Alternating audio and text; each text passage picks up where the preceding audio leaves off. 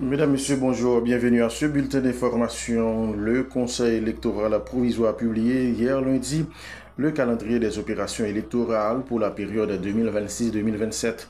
Le document prévoit la tenue le 13 décembre 2026 du premier tour de l'élection présidentielle, des législatives ainsi que du référendum sur les modifications proposées à la Constitution. Le second tour de la présidentielle et des législatives, de même que les élections des collectivités territoriales fixées au 21 février 2027. Toutefois, le CEP souligne que le respect de ce calendrier demeure conditionné à l'établissement d'un climat sécuritaire acceptable et à la disponibilité des ressources financières nécessaires.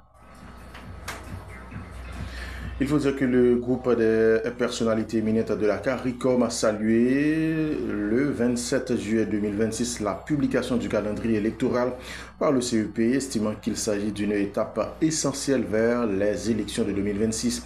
Il appelle les acteurs haïtiens à participer pleinement au processus.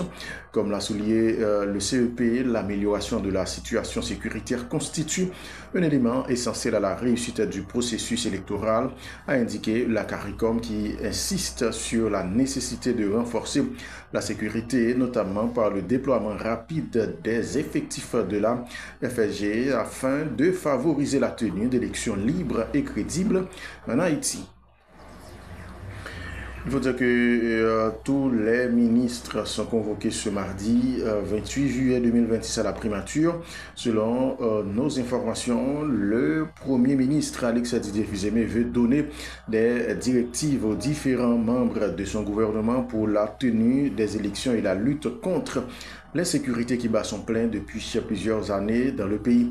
Il faut aussi noter que cette convocation survient moins de 24 heures après la publication du calendrier électoral par le Conseil électoral provisoire, informant que le 13 décembre doit être le jour du scrutin du premier tour des élections présidentielles et législatives.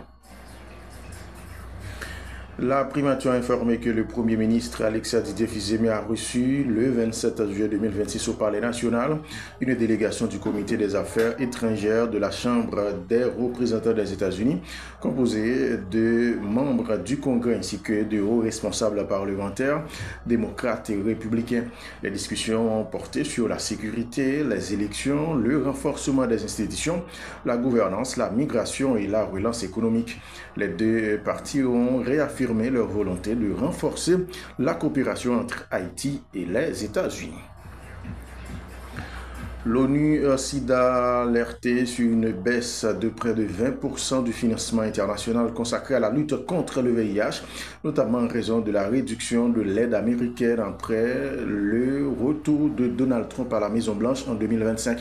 Le 27 juillet 2026, l'organisation a mis en garde contre une hausse des nouvelles infections déjà observées dans 21 pays. La Royal Bahamas Defense Force, avec l'appui de l'opération Bahamas Turk and Caicos et des autorités américaines, a intercepté lundi une embarcation transportant 54 migrants haïtiens au nord d'Exuma.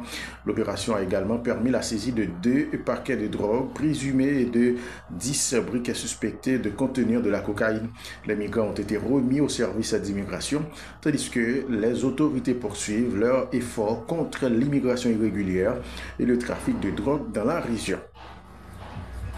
Et puis le président élu de la Colombie, Abelardo de la Espriella, soutenu par les États-Unis, a annoncé le 26 juillet 2026 son intention de rompre les relations diplomatiques avec Cuba et le Nicaragua dès son entrée en fonction le 7 août. Il a affirmé qu'il ne maintiendrait aucun lien avec les régimes qu'il qualifie de tyrannie. Il prévoit également la fermeture de 15 consulats et de 14 ambassades, dont celle d'Haïti. Bogota justifie ces mesures par des raisons budgétaire et souhaite réorienter les économies réalisées vers le renforcement de la